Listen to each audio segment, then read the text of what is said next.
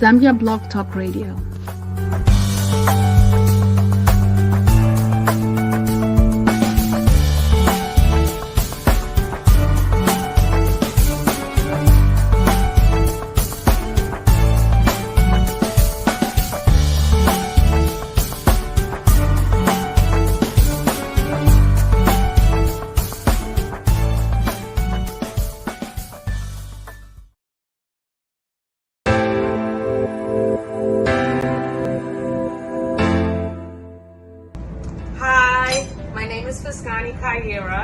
From Dola, the Copper Belt. I'm so excited to see you in Livingston July 6th to 8th. I'm absolutely excited to be there. Little secret, I've never been to Livingston. So I'll be there a little longer than July 6th to 8th because I have to take in all the goodness. I'm so happy to be a part of this program and I can't wait to meet you guys. Hope you guys book tickets, book now. Hope to see you there. Again, come hear all about my process. I'm all about this movement, igniting growth and shifting mindsets. As you can see, I'm a creative and come hear all about how I got to build the Ivy showroom. These are my people, so as you can see, I'm a creative. I'm into fashion, design, and anything glamorous to do with wardrobe. Come see me. I'll be in Livingston, once again, July 6th to the 8th. See you soon.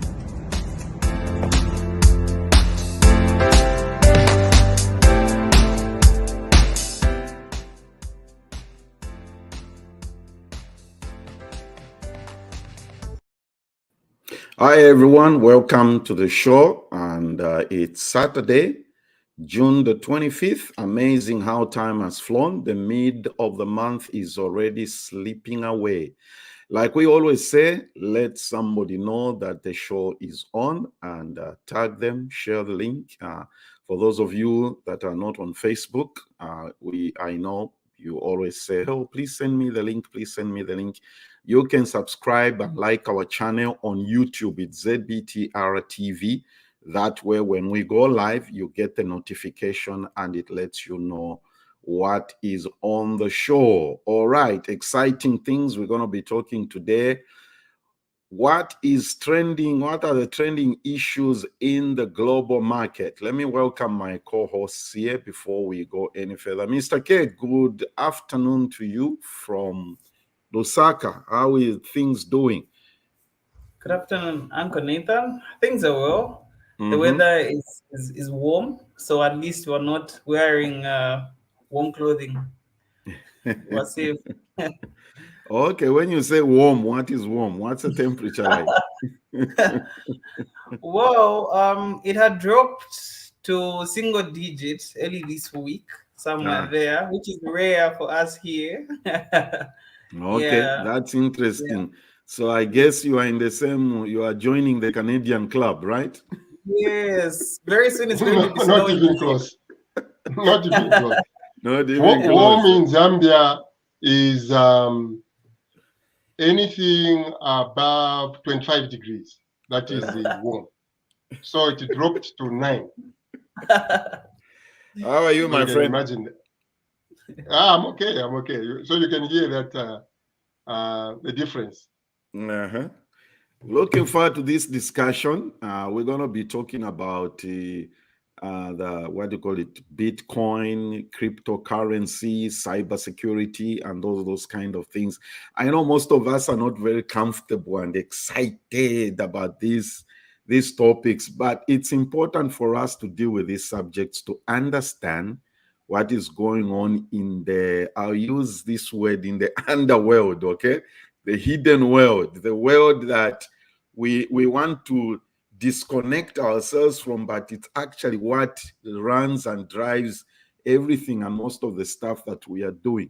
All right, so our first guest, I'm going to introduce our first guest here, Yona Shimonde. Yona has been on the show before, and we know Yona. We consider him to be part of family, and he's going to be sharing some stuff with us. Yona, welcome back. It's been a while. Hey, how you doing, Nathan? Good. So let's begin this discussion and understand what some people have not seen or heard Yona before. You are in the, what do you call it, in quite a number of things. And please share with our audience, how did you begin? How did you start?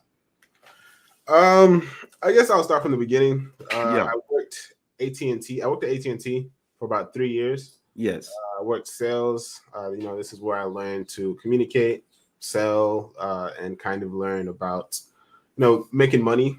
And then as far as the people that came into the stores, I met a lot of different entrepreneurs, and I would always ask them, what do you do for work? How do you make your money? And I started kind of learning bits and pieces from them. So for sure, that's what made me get into turning into an entrepreneur. So I started off with creating websites.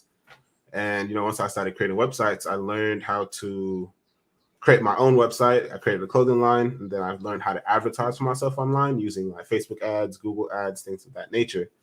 Once I grasped that concept, I started selling that to other businesses. So it's like a lot of people don't know how to generate revenue from using social media, using Google search engines. So I started a online marketing agency, and I work with businesses to help them generate traffic, sales, whatever their goal is, meetings, using the internet. And in the midst of doing that, I started learning about Bitcoin and cryptocurrencies. I've always heard about the stock market, the good and the bad. There's potential, there's downside to it. And then, cryptocurrency kind of just incorporates the stock market on a global level. And yes, it's still early. Yes, it's still a little premature, but here in the coming future, that's kind of how things will operate. Okay.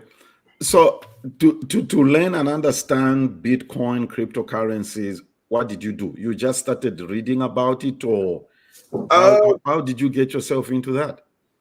I just started buying it. I saw trends. I remember when Bitcoin was like worth $2,000 a coin, and my friends were always talking about it. So I kind of left it alone. Then it started going up to like $6,000, $7,000 a coin. Then I was like, maybe there's some potential in this. So I started researching, what the blockchain is. The blockchain is what, Bitcoin is built on.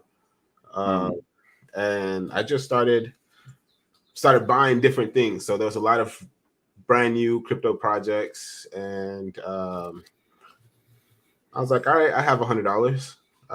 And I'll split it up. So I put like $20 in Bitcoin, $20 in a crypto called XRP, Ethereum, and I just started playing around with my money in a way.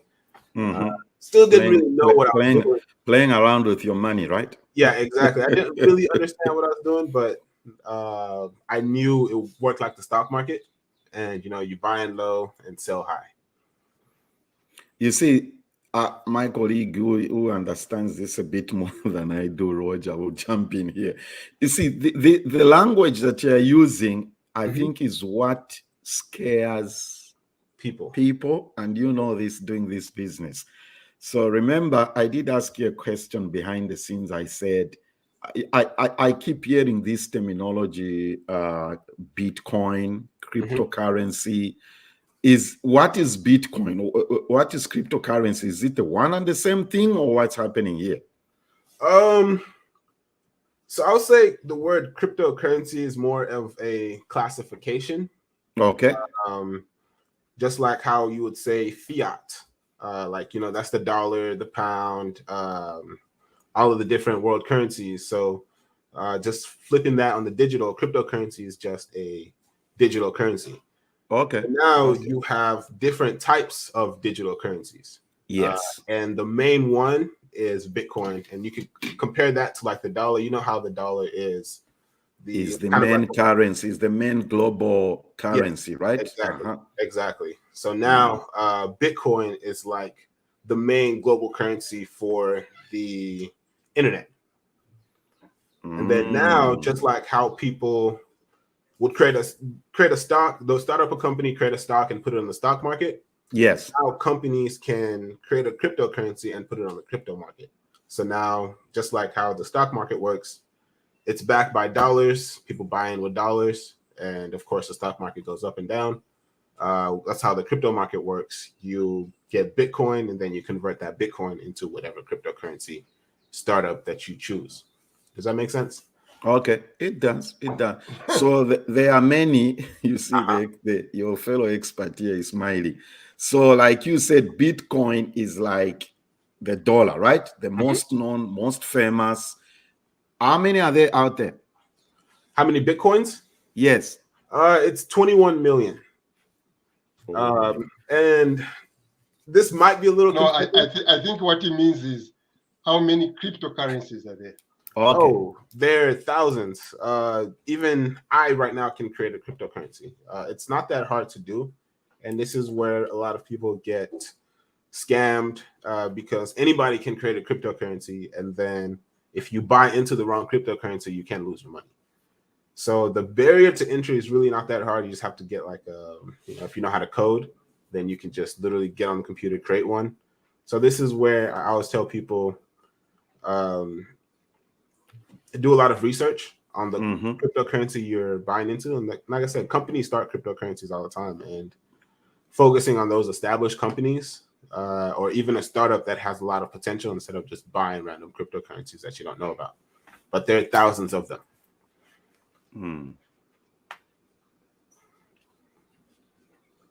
As they said, Yona, we are not financial advisors, but we are just sharing this information for entertainment purposes. Let's put that one out of the way.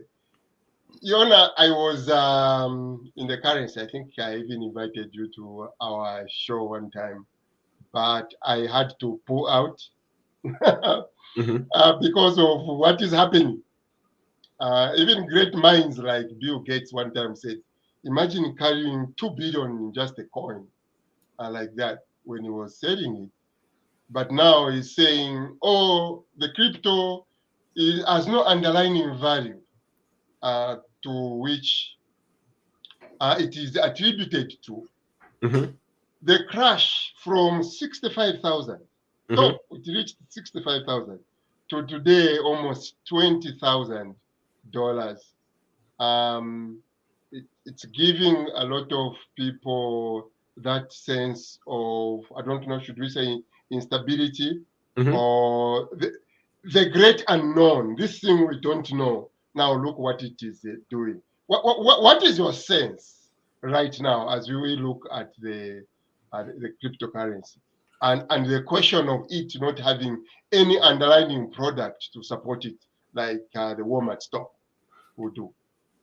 I would say we can go down to the basics here of transactions, consumer transactions trading. At the core of it, you are trading, you're exchanging. So if I buy something from you, I can pay you in cash, I can pay you in gold, I can pay you in Bitcoin. As long as Bitcoin is accepted as a form of payment, there's always going to be some type of underlying value, because now, let's say you have a really big transaction, you want to work with somebody. Let's say you want to buy something for like $800,000 per se.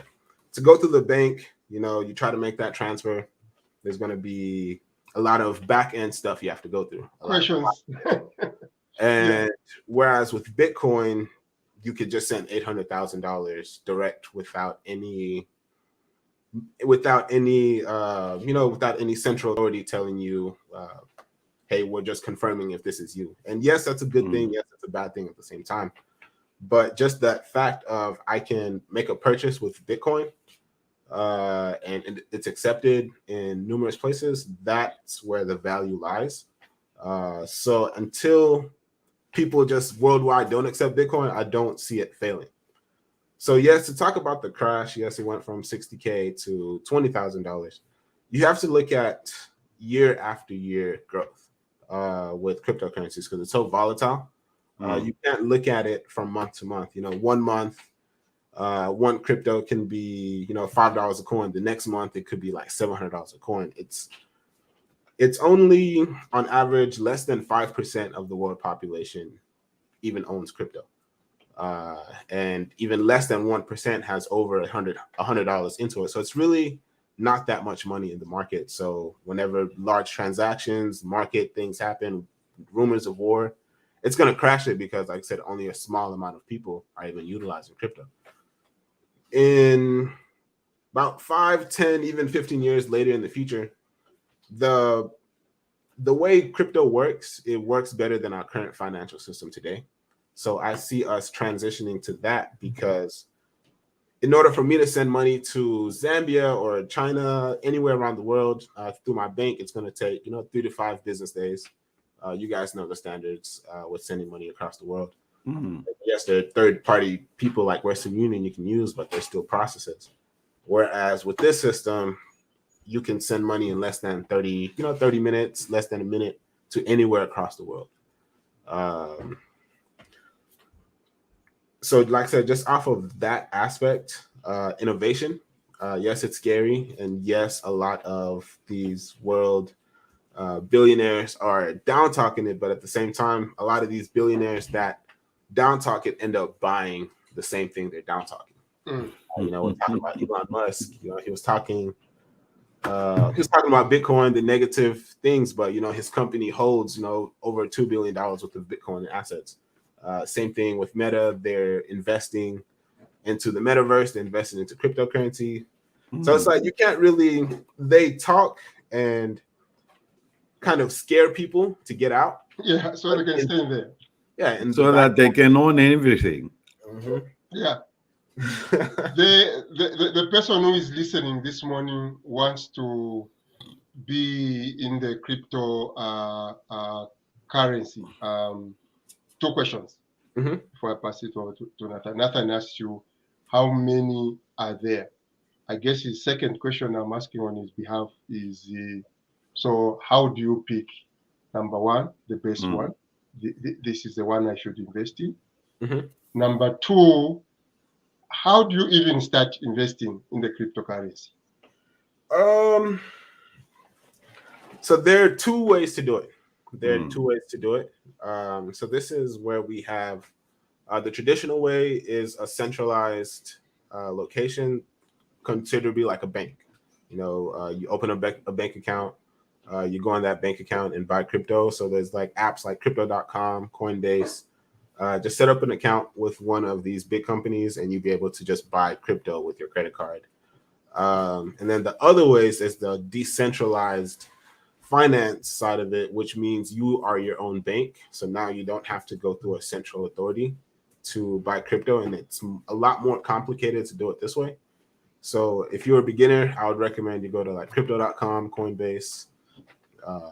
And it is very volatile. So I would say only buy what you're willing to lose. Because at the end of the day, yes, this is still a risk. And I don't want you to bet your money that if this goes down, you're in a situation. Just put money that you're willing to lose, money that you're willing to forget long term. So like I said, I've been buying crypto and just holding for years now. And the whole goal is to hold until this is actually utilized more into the world ecosystem, and then you can really come out on top.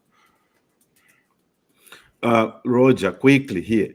So you said there are thousands and anybody can create a cryptocurrency, if that's the right language I'm using. So let's say, give us the top 10 reliable. Good one. Because you see, like one of our listeners has said here, this is an interesting subject, but it needs to be explained in layman's language. So for somebody, somebody may just go into the system wherever you do this, and they'll boom, you are hit with all these cryptocurrencies. You see, Kene is laughing, and he's like, "Yeah, so where?" So give us the top. Let's say 10, right? Is 10 fair? The top 10 reliable. Because as things are right now, some of us don't have time to start looking at the details and. Give us the top 10 reliable. Okay, and I'll say before I give you my top 10 list, like I said, I'm not a financial advisor. No, Roger has already given that disclaimer. So what we are doing here is you are going to take this information, everybody listening, at your own risk. Is that what they say? Yes. We are just trying to bring this information to our community, okay, to know that it's not, you see, because Africans or Black, or those of us, investment is building a house. That's what people, that's what is going on in Africa. You can say that again. Investment is building a house. That's what people, let's talk about other areas of investment. Let's diversify. Okay. And I want to talk about NFTs as well. But before I talk about that, before I even give you my list, what you guys really need to focus on when buying a cryptocurrency is the ones that separate themselves from the rest is called utility. How is that cryptocurrency being utilized in a real world situation? You know? Okay. So now I like to look for cryptocurrencies that are helping integrate some type of payment system. There are cryptocurrencies that are working with local businesses to accept crypto as payment. Things of that nature. Cryptocurrencies built for software. Everything that somebody can use in the real world backed by cryptocurrency. Those is where I like to look. Just like I said, a company can start a stock, go on the stock market, and then people can invest. The same concept with crypto. Now it's just on a global level, right? Okay. So I would say my top 10, going, of course, number one is Bitcoin, because like I said, this is like the central figure. And yes, it did drop like $40,000, but if you look at it, Bitcoin used to be worth $100. And every year, there's always growth. Whatever happens in between, it really doesn't matter because there's always year after year growth, and that's what you need to focus on. The second thing is Ethereum, because they are the main platform that people can build other cryptocurrencies on. Ethereum is it's like kind of how Google Cloud works today. People can go and build their own apps, their own websites, their own software on Google's platform. That's what Ethereum does for people that want to create cryptocurrencies and other blockchain assets. My third one is XRP. If you're in the US, you're not allowed to buy this right now because they're in a lawsuit with the government because of their technology is very innovative. So, the government wants to stay on top of this before it kind of gets out of hand. Okay. And, you would have to just look into the XRP lawsuit.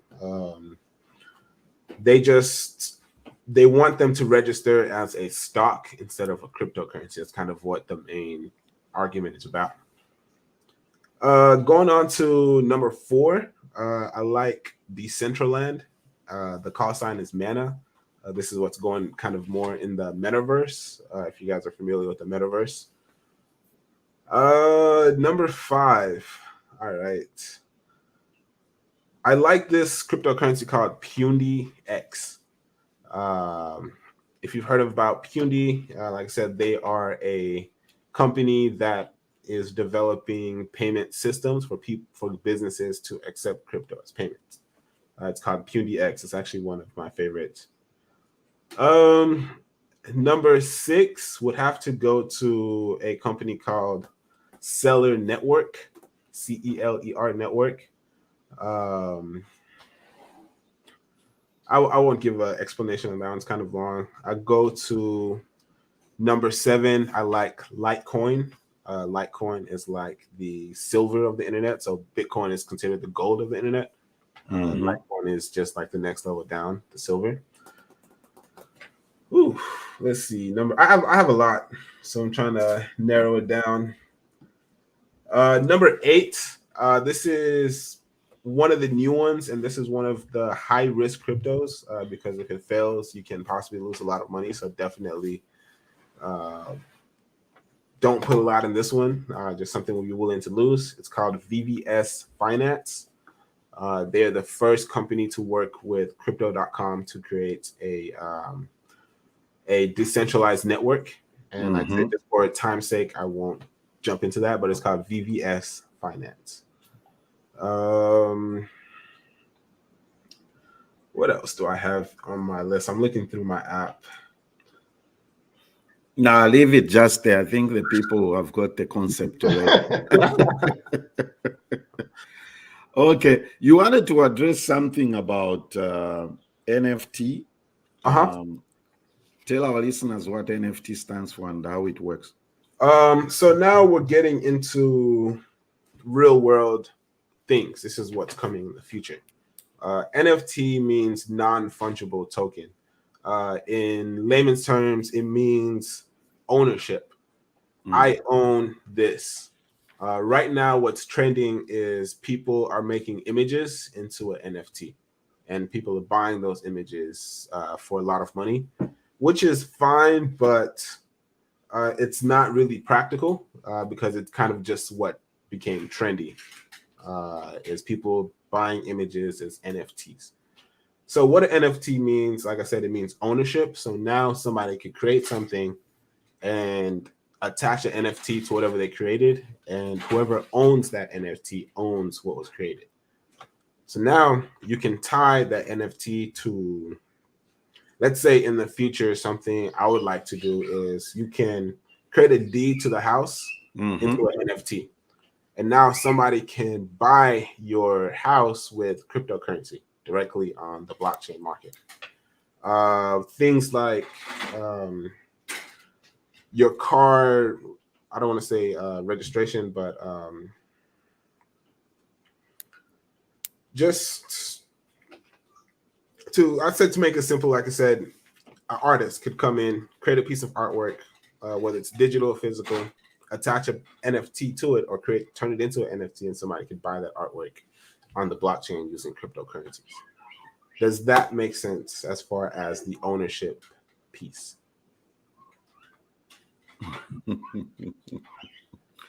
Interesting. Ownership. So in other words, it's like eliminating the, what's the word? The tangible documentation, right? Yes, and you're putting it digital. You are making it's simply dealing in digital terms or digital on digital lines. How popular or what's the usage of this? Do you know the percentage? The level at which it's being used? And when was it introduced? I would say same concept with crypto. It's all early. People don't understand it.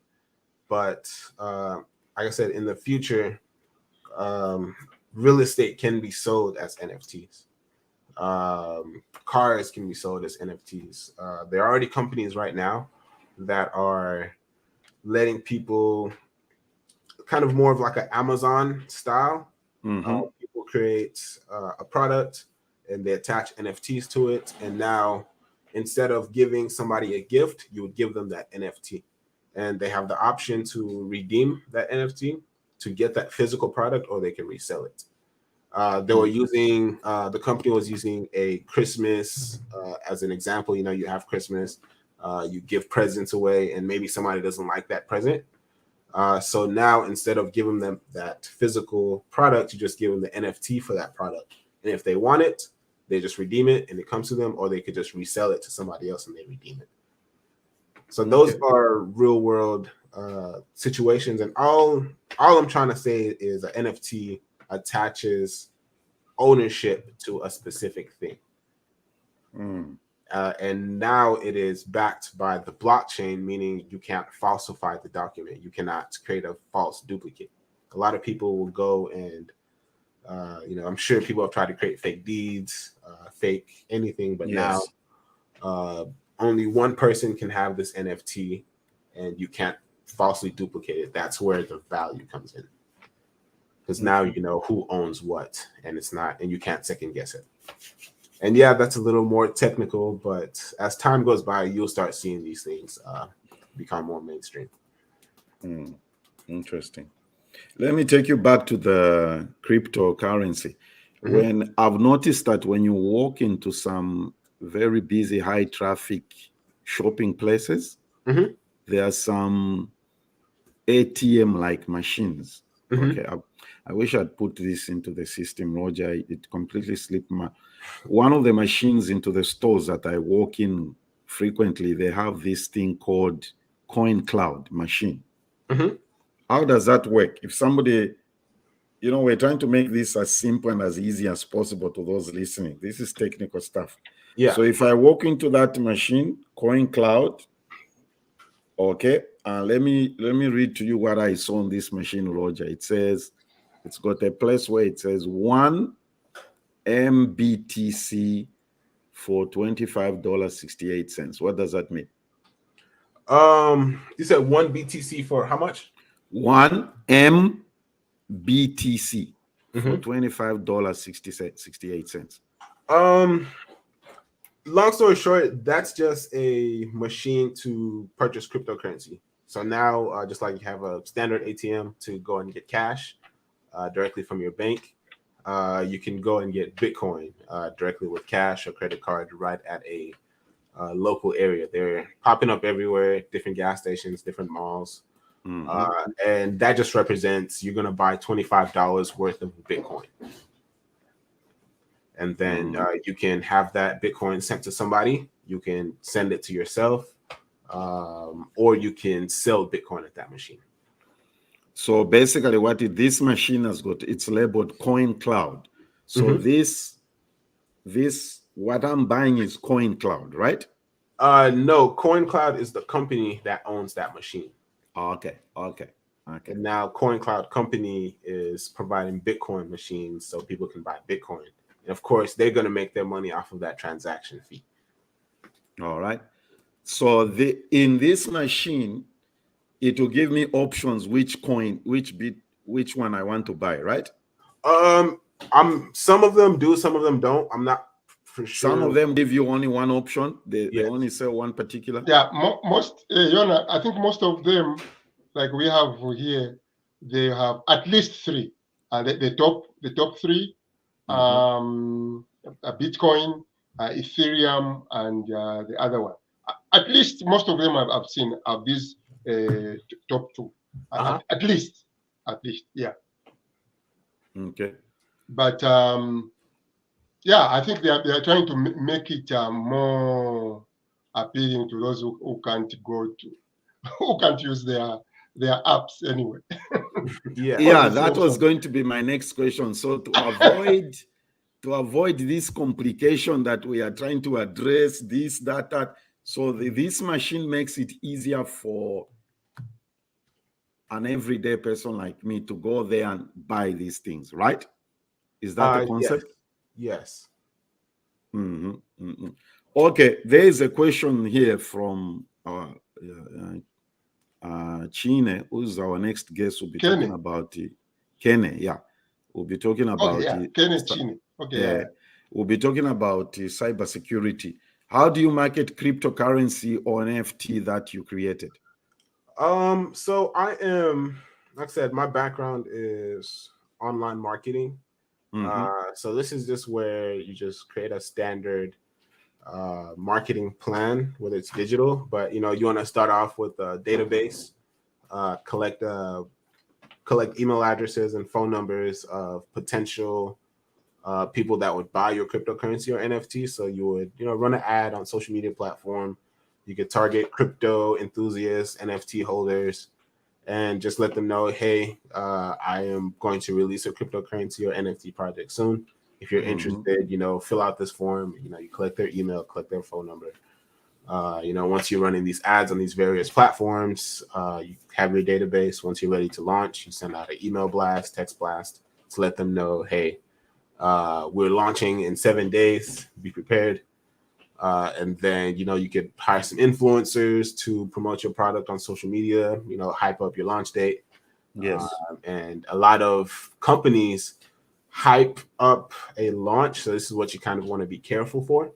I'll give you a prime example. There's this cryptocurrency called Ethereum Max that was promoted very heavily by celebrities. And at the beginning, the prices shot. It went. A lot of people made a lot of money, but right after that, like say, I'm a long-term holder. I don't really buy to sell early. So once everything got pumped, the cryptocurrency just took a dive because it got pumped really much on social media, and people just left. People just sold it. So a lot of people lost money on that cryptocurrency. And I would say that's just what you have to be careful for, is the way people are promoting it. Okay. As we conclude here, Yona, I'm sure people, when they reflect and listen to this, especially those that are listening to the recorded show, even if you are watching it live, you can go back and try to get what sort of slipped through the cracks, so to speak. That's Yona's email address there in case you want to have a detailed, comprehensive, whichever terminology, conversation with him. He'll walk you through. Yona is into a lot of things. Before we conclude, Yona, what do they call it? You are into a lot of stuff. Tell us about that. Oh, I guess my title is serial entrepreneur, digital entrepreneur. Okay. So I like to use the internet to make money. I said my main form is helping businesses market online, databases, email marketing, things of that nature. And then everything else is just getting into projects. Some have worked out, some haven't. Like right now, I'm working on building my own NFT project. It's like tied to the metaverse. So I'm working with a few other people, my cousin, and just trying to blow that up starting 2023. So I just like seeing opportunities, understanding what's to come, and just getting ahead. And Kene did ask one question I'd like to answer. Okay. How do you secure your existing cryptocurrencies? This is where I was saying the whole decentralized finance thing and centralized finance. I highly recommend people who buy cryptocurrencies on a centralized exchange like Coinbase to transfer them to a decentralized wallet. You guys will have to YouTube that, look up what's a decentralized wallet. It just means you are your own bank, and now there's no outside influence that can stop you from doing whatever you want with your money. Let's say, of course, let's say the IRS froze all your funds. If you have a decentralized wallet, you could still transact business. And I don't recommend doing that. There's always, the IRS still has ways of getting at you, but I was just giving you an example of how nobody can come after your money if you're using a decentralized wallet. And that's all I have to say to that. Somebody said the only other person apart from God who can get you anywhere they want is the IRS. All right, Yona, thank you. And those of you, of course, would like to get in touch with Yona, we did show his email address there. You can reach out to him and he's going to help you out. Coming up, we'll be speaking to a cybersecurity engineer. Stay tuned. Do you want to promote your business on Zambia Broad Talk Radio? Yes, that's right. Live on Zambia Broad Talk Radio. To book your spot, just make a donation by picking from the following categories. To get started, just call or WhatsApp the number on the screen and you'll be good to go. Live on Zambia Broad Talk Radio every Saturday for 1 full month. And it will stay on the recorded shows.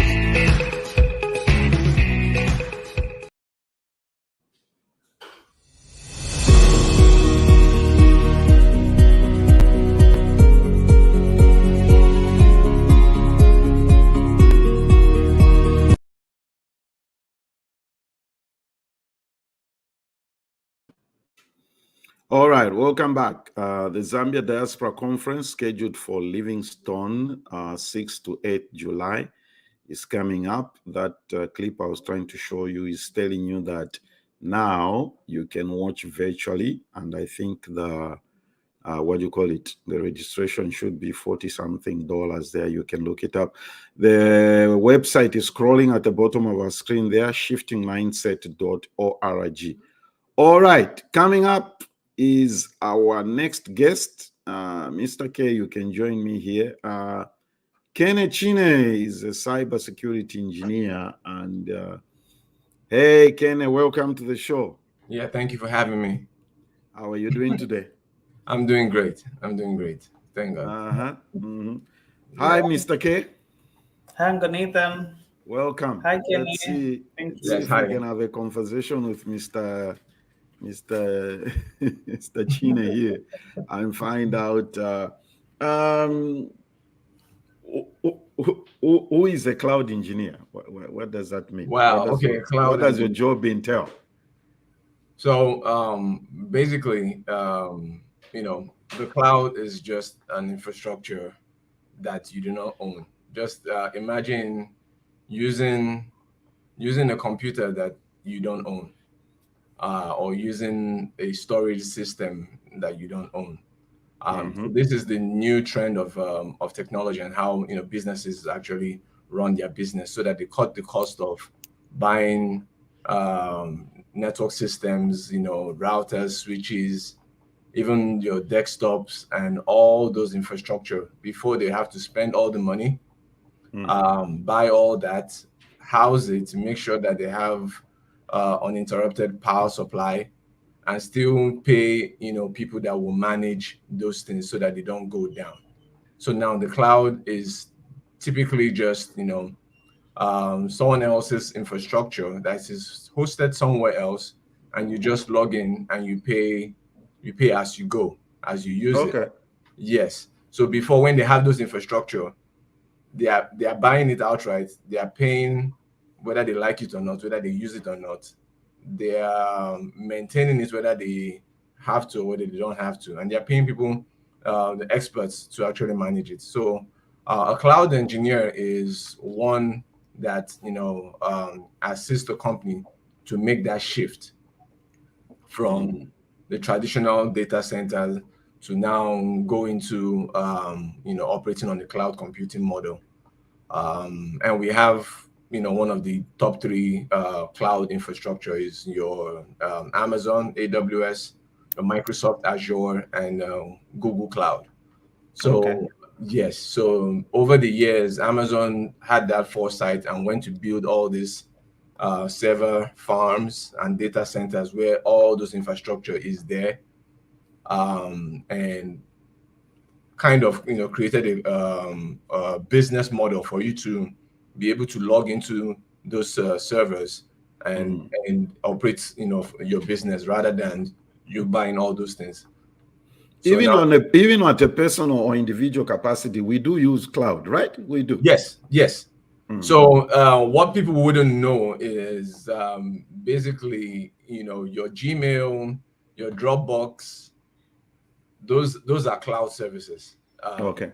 Because at the end of the day, you don't have the server where your email is stored.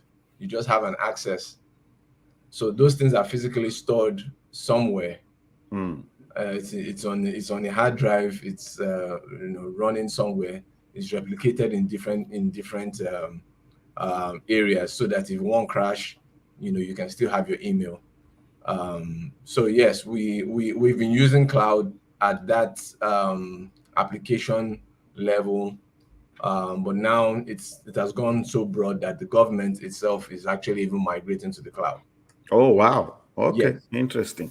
So Yes. what is going on in this thing we call, we often hear this terminology, cyber security. Well, what is going on in the world of cyber security? Break Well, it down. okay, I would like to break it down with what I usually explain to people. It's a buzzword. Cybersecurity is like your internet network, and all that. But the broader spectrum of this phrase is actually information security. So if you look at information security, it deals with securing whatever kind of information you have. So cybersecurity just comes in under the umbrella of information security to say we are tackling the security of different systems. Your database systems, your network systems, your cloud systems. Basically, that's just the buzzword. But the main umbrella is information security, because Information within security. information Okay. security, you still have for instance, you still have physical security, because if you have a bunch of documents, which is your information, and it's in a building, if you're to be going with the concept of information security, you still have to understand how the people have access to the building. You still have to implement the level of physical security. So cybersecurity is just talking about securing your computers, your network, anything that's that's a digital asset. So how are companies attacked? They're usually attacked in several ways. They're usually attacked in several ways, which it all depends on their foresight towards security. So, for instance, but I would say most of the time, companies are usually attacked by lack of would I say the unknown. The unknown being because there's a phrase we say in security that people are the weakest link. So they might have firewalls, which is also like a device that helps you to stop traffic from going into your network, and you or block traffic. Some of those devices, if not most, I would say 97% or even not 95% of those devices, they actually do their work. But the part that they cannot control is someone changing their password, writing it on a sticky note, and you're putting it on your in front of your desk, or you go about creating passwords, with the word password, or maybe your cat's name, your dog's name that everyone knows, or you talk about some things on social media, and someone can get to put two and two together basically, and guess your password that you use on your company website. Oh wow. So yes, there's a whole lot of ways companies can be hacked. Company can be hacked either because of maybe even their employees releasing some kind of information on social media. Now they get to know that, okay, there's value in this company.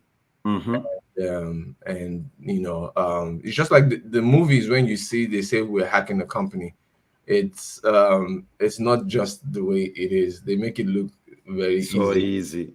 Yes. So there's what we call information gathering. Information gathering for a company before they're actually being hacked could take up to months.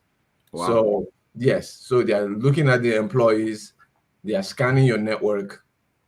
It's funny how some people could get information from your job post. Now, when you say job post, what do you mean? Something like? Yes, something like we're hiring a software programmer. We need you to be proficient in Java.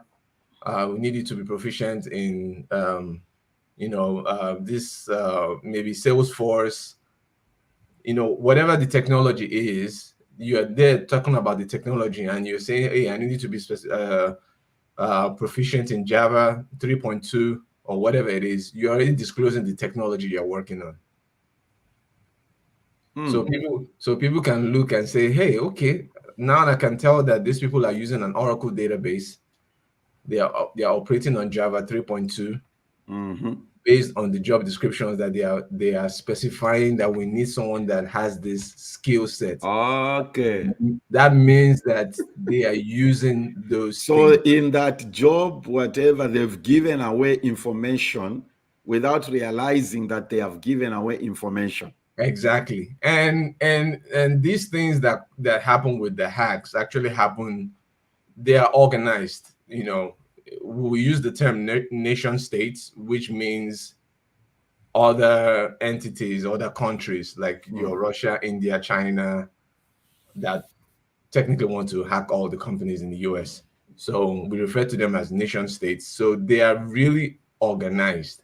It's like some people have a full-time job. So all it takes is, okay, now you've mentioned you use all these services. I have to be monitoring updates on those services. The day you sleep on updating anything on that, I have that window to penetrate your network.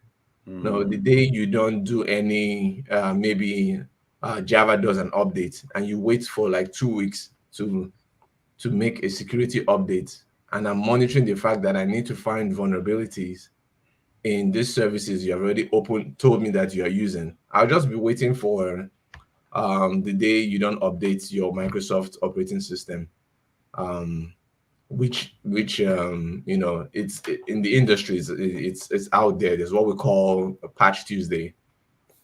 So I think it's usually Tuesday of the last month. It's a common knowledge that Microsoft releases security updates. So if they find any issues with your operating system, they release those updates. So if a company doesn't have a process to implement those updates, you are talking about a 24 hours to 48 hours window that the bad guys on the other end are waiting 24 hours, don't sleep, waiting for you to make just one mistake, or for you to be late on something, and they take advantage of it. Oh, wow. Okay. Mr. K? Well said. After this, I'm going to be an expert, I think, in cloud engineering and We shall be anything talking about that cybersecurity. very shortly. So I have two questions. The first one being, I would like to take you back to cloud engineering or cloud computing. What makes it safe? What makes the information safe when you put them to the cloud, onto the cloud, such that you are certain that you never lose that information? That's one. Then two, what are the advantages and disadvantages of transferring information or personal data and putting it onto the cloud? Okay, the first answer to your question will be most likely that you are never certain. Security is an ongoing thing, and in security, we say there's no such thing as zero risk.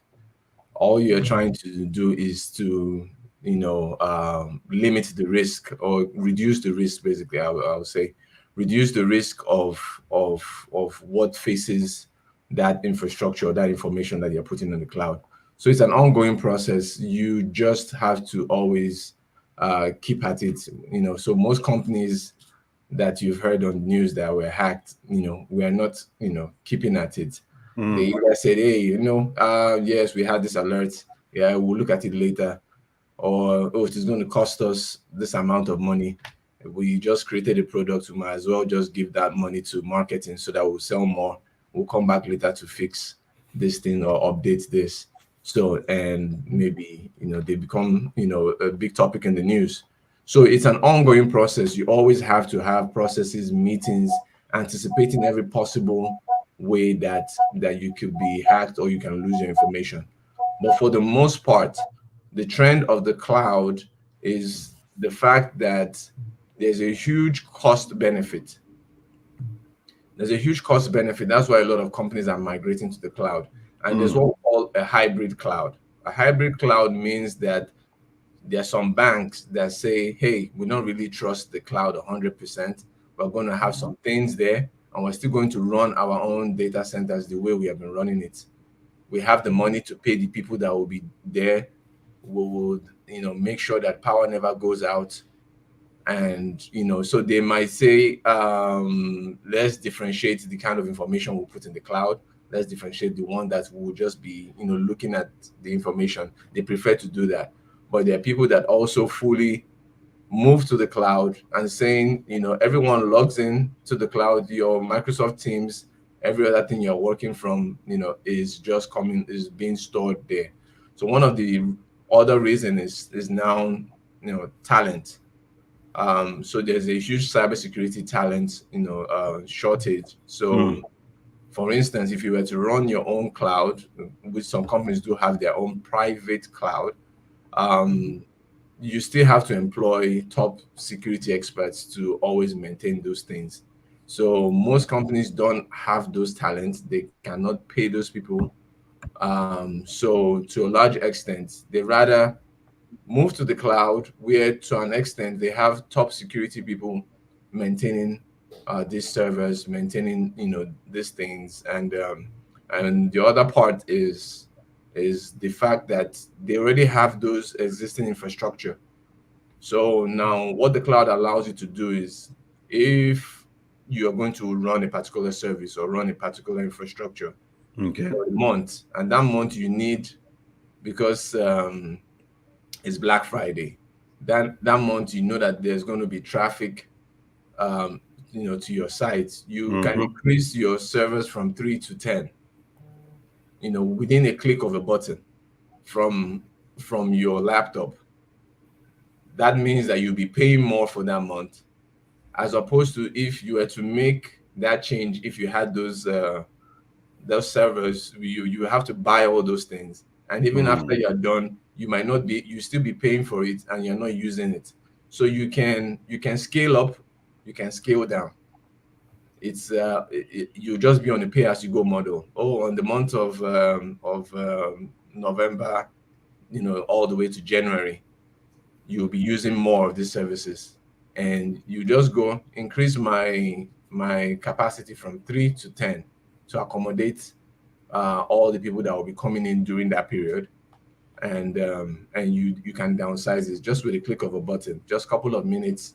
The only thing is that you pay more, so you can, for the major part, cost and also security. Even though um there's also a trend of what we call cyber insurance. it, Okay. it's a real trend, because at the same time we've also had some few instances where Amazon was down for like 2 days, and a lot of companies. Really? Oh yes. Uh, Yeah, there's been it's not in a couple of years it will happen, but at the same time they still have all these power systems, and so the architecture of a cloud actually makes you to say, what, I have my database here. It does not make sense to have it in one place. So if I will put this in the database in or data center in California, I need to Mm-hmm. put one in Virginia and put one in Texas. Okay. Most likely, all three will not be down at the same time. Mm. Now, Kenny, one of the things is that you and I, which you pointed out to me when we're talking during the week, is you have actually alluded to it: lack of talent in the cybersecurity industry. Yes. Um, how does one switch? What training or course should one do? Somebody says, I'm an accountant, so what needs to happen to get into this? So there's a lot of opportunities in cybersecurity. That is notwithstanding, Mhm. and at the same time, there's a lot of misconceptions that, especially within Africans, person, they think you have to.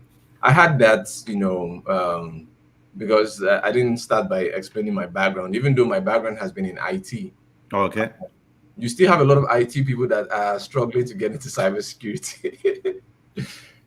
Because it's a different world entirely. And because a lot of companies have been hacked over the past 10, 15 years, you never used to have cybersecurity departments Mm. different from IT. Okay. Yes, so if you want to work in IT, you can go and work in IT. And cybersecurity, you still have other sub departments under cybersecurity.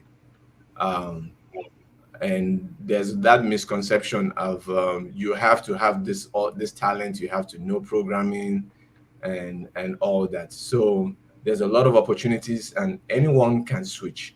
The major thing that, I would say, that's required of you is your passion and curiosity. If you don't have passion, fake the passion.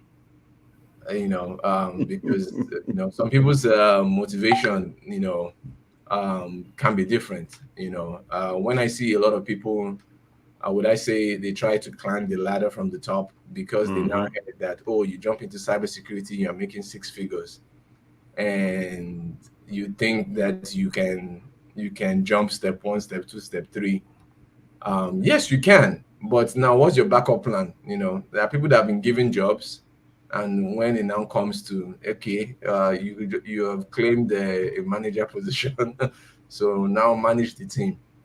So it becomes difficult. So it's all about your passion and curiosity. If you're very curious, that's why even the need for diverse talent.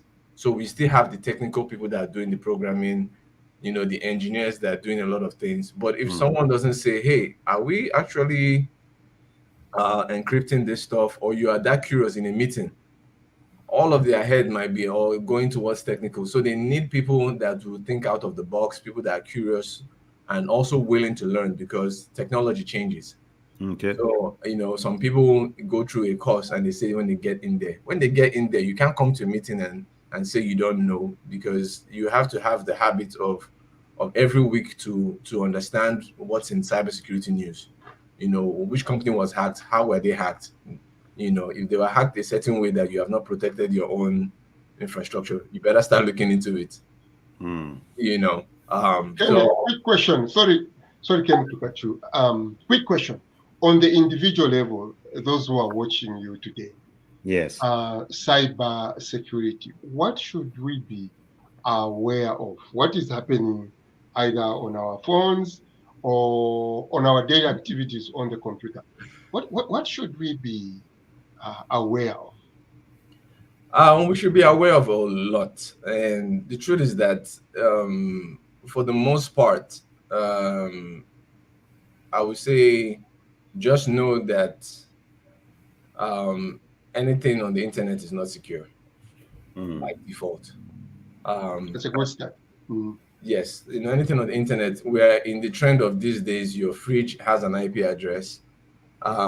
People connect their houses, because there was a penetration test, or what we call penetration test, meaning trying to assess the risk of you being hacked in a company, and they had an open Wi-Fi through like a new projector that they installed, and you could go directly, and that projector is on a network. So anyone that knows what they are doing, you already have a level of access, which shouldn't be so. So anything that is put on the internet, is connected to any sort of internet, is unsecure by default. It now depends on what you do after that, and for the most part, that's why data is the new oil. Even when they tell you block this and block that, behind the scenes there are some things that are not actually blocked, because you don't control the telecom industries. You don't control your Wi-Fi ISP provider. But for the most part, like if you have a router, that's the common thing I tell people to do. You don't just go and plug whatever router that you got from Spectrum, AT&T directly. Like I own my own router. I can go in, I can configure the router to, if I want to be that granular, there's what we call a MAC address. A MAC address is the specific address or specific identifier of every device. So your laptop, two laptops can't have the same MAC address. Okay. Two phones can't have the same MAC address. So if I want to be that granular, I can go and set my router to specifically, allow the specific MAC addresses that I put there. So maybe I put my laptop, my phone, and all that. So I don't care, whatever you have, you can't. If I enable that, no one can come in. So that's and one thing with security, this is the key thing. A lot of people, you can't be too secure. Number one, the only way of being too secure is avoid putting anything on the internet. I've met some people that their lifestyle. I met a guy. His lifestyle is literally 2 hours on the internet, at a Starbucks. He checks his mail and all that, and he goes home. So if you want to be that that radical, you avoid putting sensitive things on the internet. And there are a lot of other common things that people do. You have your two-factor authentication. on applications that you use, so that when you log into your Gmail, it asks you, hey, you need to input this code from your phone, so that we are sure that you are the person It that's is you. accessing. Yeah. So, Ah. yeah, those are common trends now. So like, So we should avoid that, no, don't no, we? that's what we should do. Yeah. Okay, So okay. a lot of social media being hacked, and the very, very first step is enable two-factor authentication. Two-factor authentication only means that you're having two factors, and meaning one factor is that you put your username and password. Yes. Another factor is that, knowing that we have to be sure that you're the person, a code is sent to your phone. So most likely you will be with your phone. And if it's someone else that has your password and gets into it, the person can't get into your account because they probably wouldn't have your phone, Mm. to put in that code. And it has also a time limit for you to put in that code. Maybe if the person doesn't put in that code for 10 minutes, it has to resend another code on. So that's for the everyday person, enable two-factor authentication on your bank, your social media accounts, any other account that you think that is very important.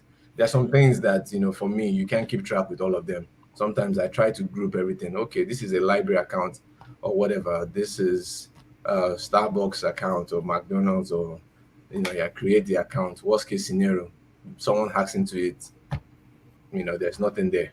So I tend to, like, hey, I just, but your bank, social media, anything that's important, enable two-factor authentication. Let That's me take you back. You mentioned router, like when we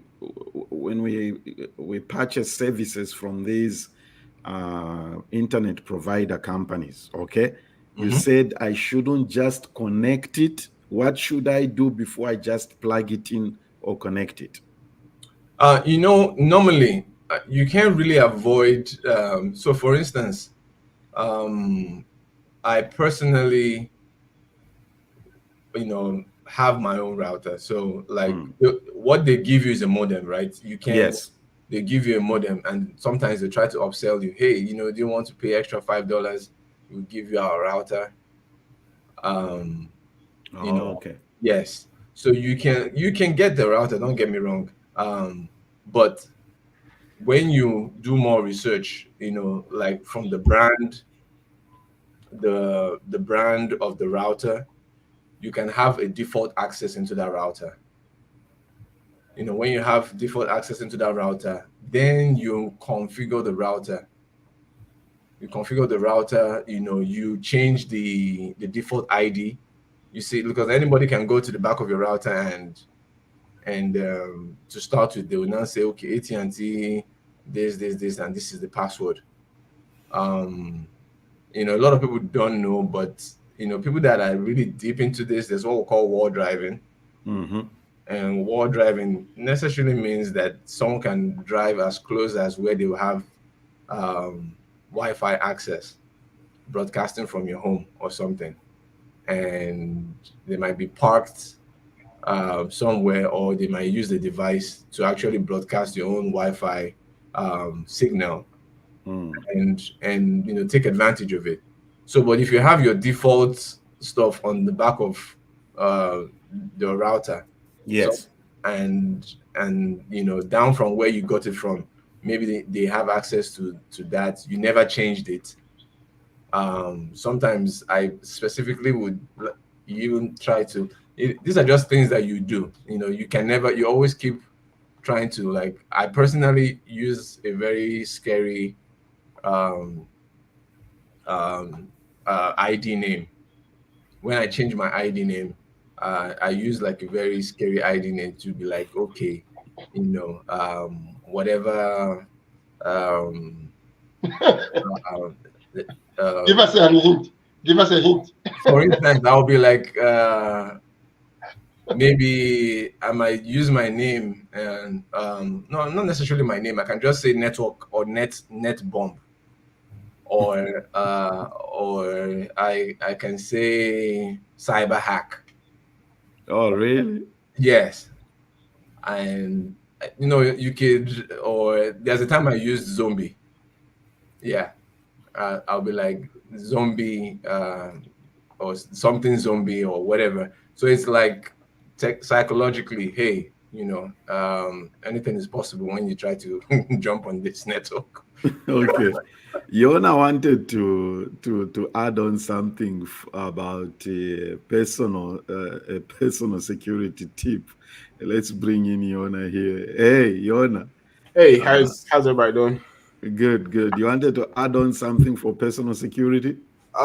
Yes. So there are two things I want to talk about that are very important. Mainly because I see a lot of people getting hacked on Instagram, Facebook, their accounts getting taken Yeah, over. that's very common. Very, very So common. the way that happens is somebody gets hacked, and that person sends a message to all their friends um, that takes them to a login screen. And that login screen looks like a real Facebook login screen, real Instagram login screen. And when you log in, you're giving them your passwords, and then they log into your account, lock you out, and then send all your friends that same message. So stay away from those random links. Whenever you click on it and it takes you to a login screen, and you don't know what it's about, do not log in, because people think, oh, I don't know how I got logged out of Facebook. Let me just log back in. As soon as you log in, they have your information. Boom, you're locked out. Wow. So Second, oh, go ahead. no, you said you had two things. Yes, so that's the first tip. Just watch out for that. And the second thing, I just wanted to add on to what he was talking about with the two-factor authenticator. This is very important. So I use it differently, and I highly recommend everybody listening to download this app called Authy. It's AUTHY,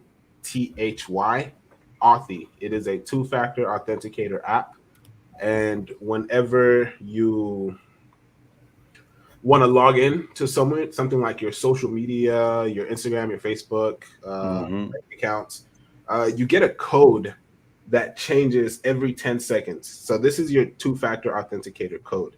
It changes every 10 seconds. So you log into your social media, and then once you log Is in, that the right spelling, Red?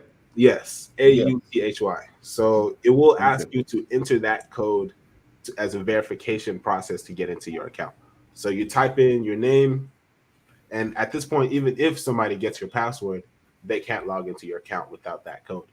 And then it's harder to hack because that code is changing. And not every 10 seconds, every 30 seconds, that code changes. So it's just a second layer of security before you get into your account. Okay. Very important. So that's all I Yeah. want to add. Kene, as we wind up here, there's always this recommendation or advice that is out there that's always been given to say, always change your password after every. How helpful is that? It's helpful. So one of the popular sayings that I have is when people talk about cybersecurity, and believe me, anyone that is talking about it sits on this kind of chair and and talks about it from an expert point of view. It's also very hard to actually keep up with some of the things that I might be able to tell you because a lot of things, like for instance, he's talking about social media and all that. I limit, like I will soon have a need for an Instagram um, page soon, but for the most part, um, it's I would say it's common sense, not common. Literally, that's my own definition of security in general. It's so, for instance, the fact that you circulate your password, if you have used it before, and knowing how many billions of devices that are out there and millions of applications, the ones that are get are targeting you, or just a lot of things that you're doing on the internet, it's only wise for you to change your password at a certain amount. It just makes it difficult. How And often should we do this? What's your recommendation? my recommendation, it depends. In the world of security, you still have to understand what assets are you securing. If it's your bank, I would say every 3 months you change your password. and you have to use what we call a strong password. It's a combination of a long phrase that has numbers um, and characters in there. You see those recommendations by law. There are standards that's why they have to tell you when you're creating it. They'll tell you, oh no, go back and make sure that it's up to this character. Some people will say 12 characters. Some people will say 12 characters. The longer and the more complicated, the better. Okay. The longer and more complicated, the better. All right. What else? Which is one reason whereby if you have yourself with more sensitive accounts, we also have password managers. Um, so when I talked about two-factor authentication, Authy is one of them. There are lots. Google has their own authenticator. Google Authenticator, you have Microsoft Authenticator. There's One Login. There are a bunch of apps out there that do the same thing. So you still also have, password managers. So Oh, wow. what the password manager would do is allow you to create those passwords within the password manager. So all you get to do is to have a complicated password for your password manager. So when you log onto your password manager, when you upload the accounts you have on your password manager, if you try to get to Facebook and Facebook asks you for a password, you just go and click on Facebook, and that your password just generates. If it shuffles it for you every 3 months, you don't have to remember the password of all your accounts in the password manager. You just have to remember the master password to the password manager. Okay. Yeah. One last question, and this is a habit that I have. What this issue of leaving your should I even say this? Okay, anyway, I've already started it, Roger. Where you just leave everything, you don't log out. No, that's bad. That's real bad. But it all depends. I like to be. So this is the thing. This is a big challenge. Even with companies, because you still have to find a middle ground. Now, if I say before you come into a company, you have to have an iris scan, you do your fingerprint here and all that. That means I'm delaying productivity of how many people that wants to come into the company and do their work. If I decide to put all these layers of security, it can, affect efficiency, can affect productivity. So most times you always try to find the middle ground, and in most sense, you start to find out, why am I doing this? I'm trying to put all this level of security for a warehouse that produces toilet paper. Worst case scenario, someone comes and steals toilet paper. So do I have to put an iris scan and all that? So to your question, if you're leaving your laptop on and your accounts on, it's not good. But at the same time, if you trust your family members and whoever has access to your password or your account, and it's not maybe your bank, I do the same thing, especially when I know I've locked the door. I probably just stand No, up. not my bank account. I don't leave that open. I mean, So that's what I said. It depends on what. it's just laziness to log in, log out. I just prefer Right. to. Right, but at the same time, if you have, certain patterns of sites that you visit, there are a lot of things that happen in the background. That's why one of the key things is never to click on a link, especially you don't know. So when Okay, yeah, definitely. was talking about a Facebook site that looks like Facebook and Instagram, that's a big deal. It happens all the time, and most times you can't. There are fundamental ways to find out some things, but these guys, they become sophisticated. There is no time that there's Black Friday that you don't have another perfect replica of Amazon website. Yeah, that's true. All right. So for instance, like I would like to touch a little bit about the topic of people that are trying to switch. And I don't know if you permit, I was trying to just show people the opportunity. There's a site I wanted to show people just by for them to be able to check on their own. Okay. Is it possible I share my screen? Yeah, just go to share. Are you able to Okay. see share where you are? Yes. Can you see my screen? Yeah. Not yet. Okay.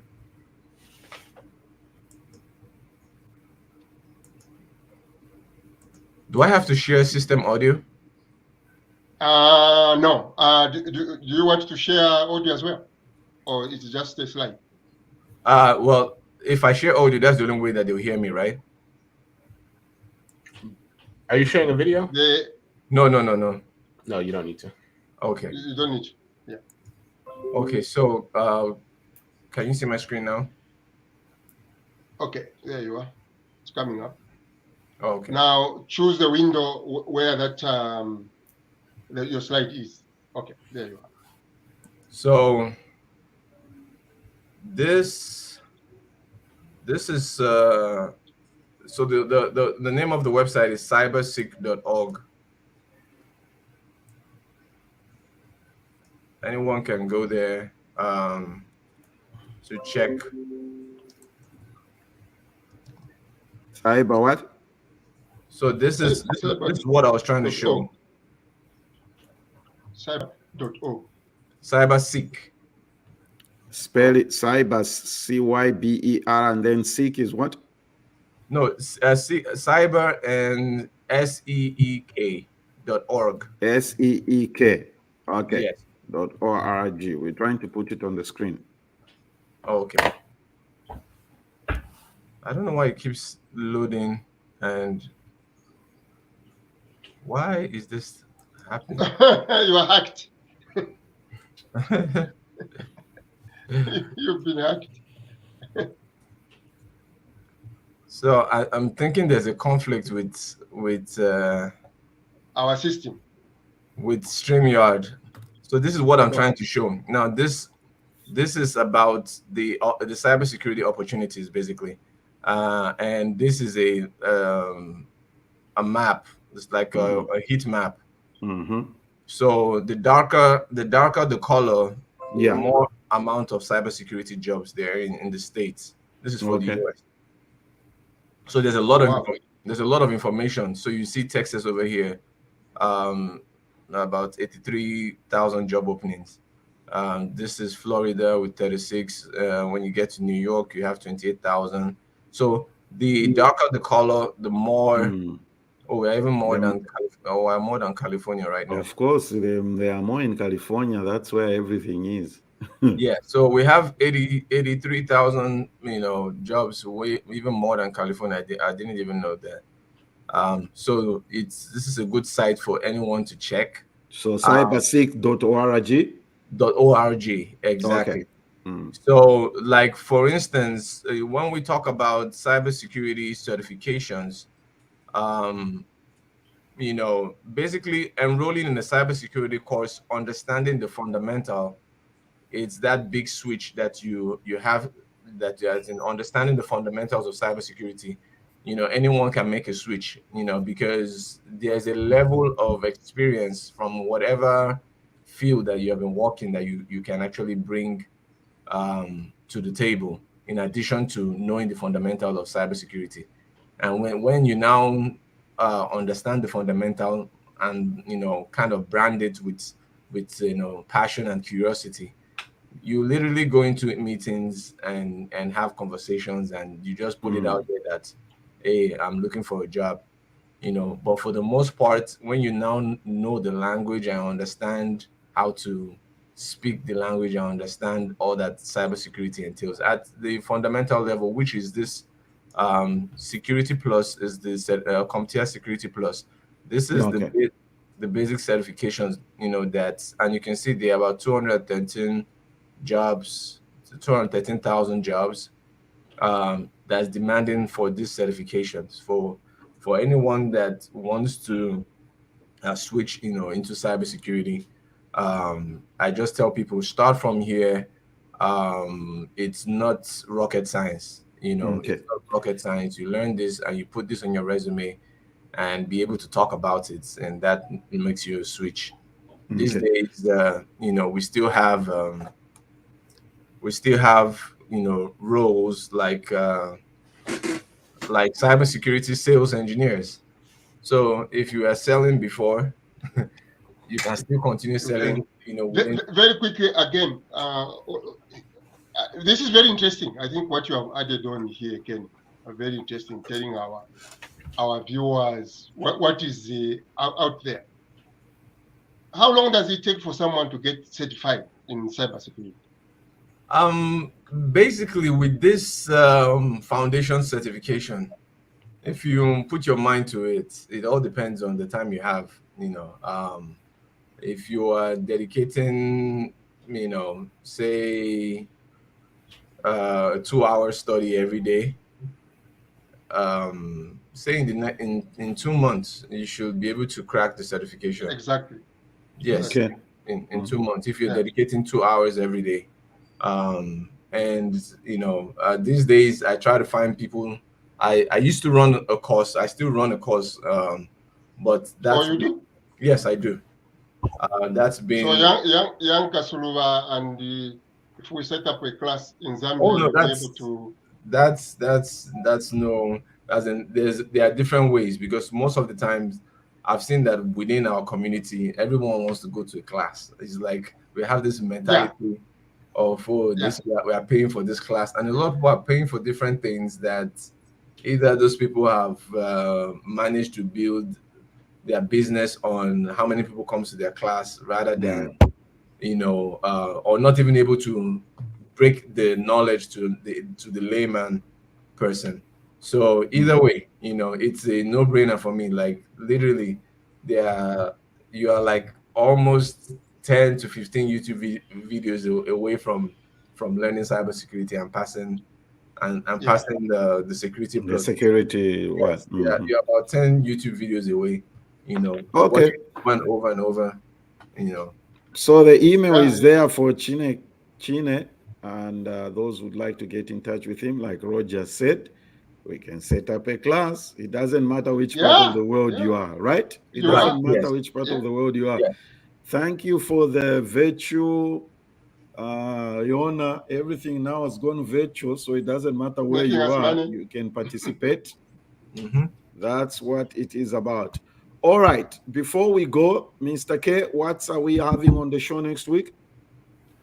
So next week we have yet another amazing show.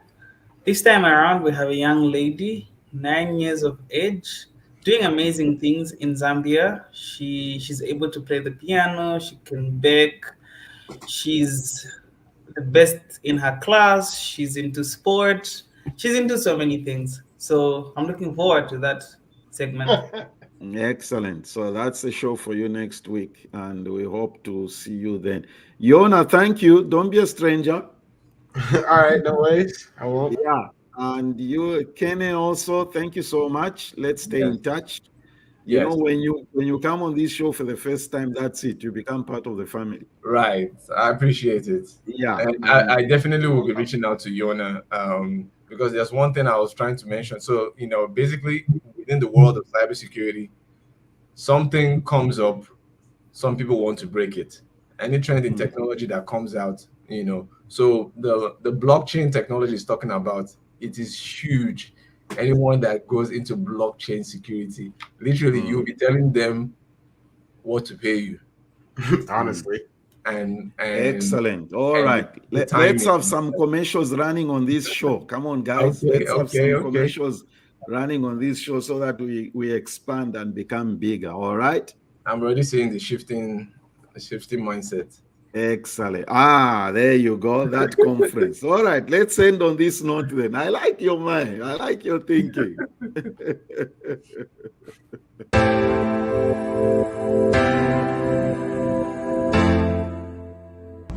Hi, my name is Fiskani Kayera from Dola, the Copper Belt. I'm so excited to see you in Livingston July 6th to 8th. I'm absolutely excited to be there. Little secret, I've never been to Livingston. So I'll be there a little longer than July 6th to 8th because I have to take in all the goodness. I'm so happy to be a part of this program, and I can't wait to meet you guys. Hope you guys book tickets, book now. Hope to see you there. Again, come hear all about my process. I'm all about this movement, igniting growth and shifting mindsets. As you can see, I'm a creative, and come hear all about how I got to build the Ivy showroom. These are my people, so as you can see, I'm a creative. I'm into fashion, design, and anything glamorous to do with wardrobe. Come see me. I'll be in Livingston, once again, July 6th to the 8th. See you soon.